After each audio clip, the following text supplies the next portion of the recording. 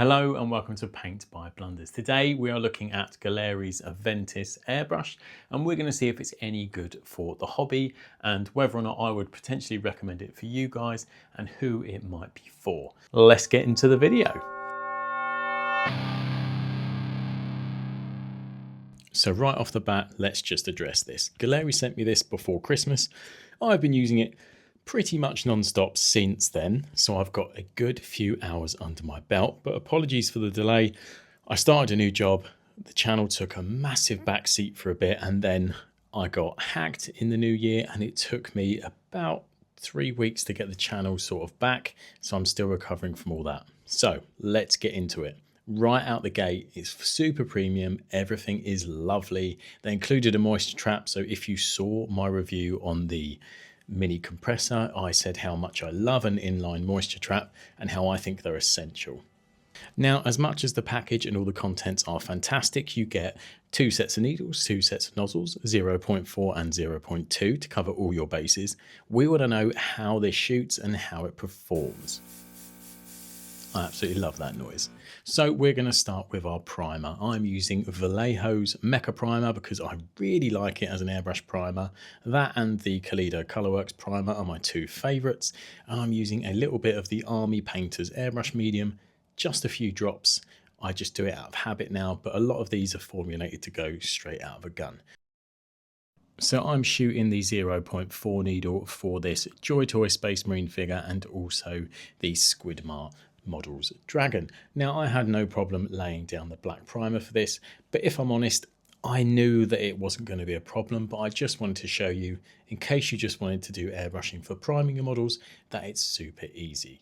But onto your lighter colours for airbrushing, they can be a little bit more tricky, so we're going to do that next for some nice Zhenithal. Quick test on the glove and away we go. This time I'm using a little demon bust that I 3D printed, and all I'm doing is angling the airbrush at about a 45-degree angle, and I'm just sort of swiping down it just to add that nice gradient. If you were doing like a proper Zhenithal, you might shoot just from the top, but I want to do this just to show you how bright you can get it, how smooth you can get it, and how easy it is to do. I'm doing the same again on the giant dragon from Squidmar's Miniatures. So you know that you can prime a Zhenithal completely flawless with this with a 0.4 needle. Don't worry, we're going to change the needle on this beauty to the 0.2 and do something a little more interesting. But I did want to take just a second to show you just how pretty this thing is. So what do you think of the Aventus? Now, I've got the Tailor-Made version because Gaahleri were nice enough to reach out and ask me to use it and review it and see, you know, what I thought. As far as I'm aware, the Tailor-Made version just lets you engrave it and gives you a few more options of customization for a bit more money. But the gun and the mechanics and how it is, you know, how it works for you is exactly the same as buying the standard one. So I think that extra bit of money is just, it's nice if you're buying it as a gift for someone to make it a bit more personal, or if you've got the spare money and you want to do that, great. But if not, and you just want a reliable gun to sort of, you know, get your miniatures, get your models done, then don't bother, just get the standard one.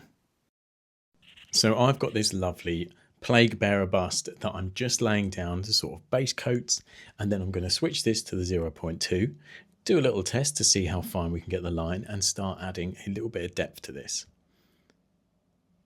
So as you can see, you can get some really small details with the 0.2. You can see as well how much detail you could get with the 0.4, but this 0.2 is really sharp as well.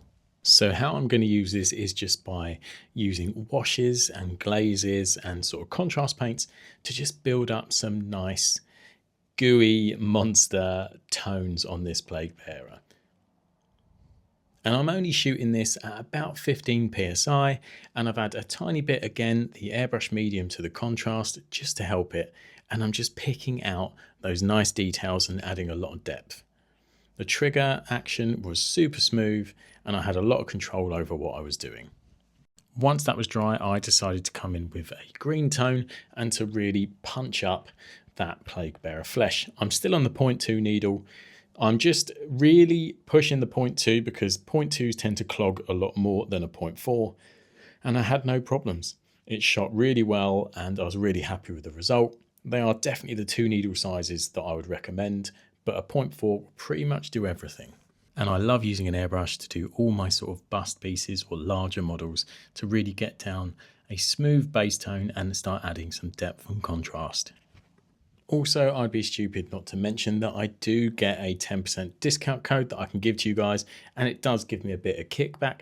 So if there is anything you like from Gaahleri, please do use the code because it helps me out and it helps you out.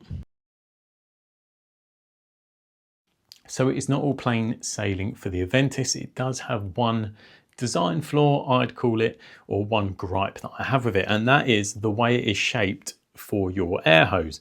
Now it looks really sleek, and when you're holding it and your air hose is going down like that, it's comfortable, it's fine. But my issue comes when you want to put it on the Gaahlerie's airbrush holder, which means that the gun will sit like this.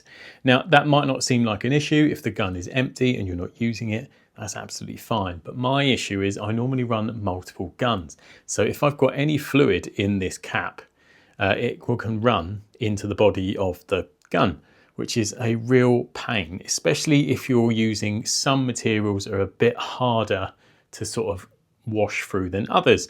You know, and I don't want any sort of resiny based paints sort of gumming up this section. So that is the only thing that really bugs me.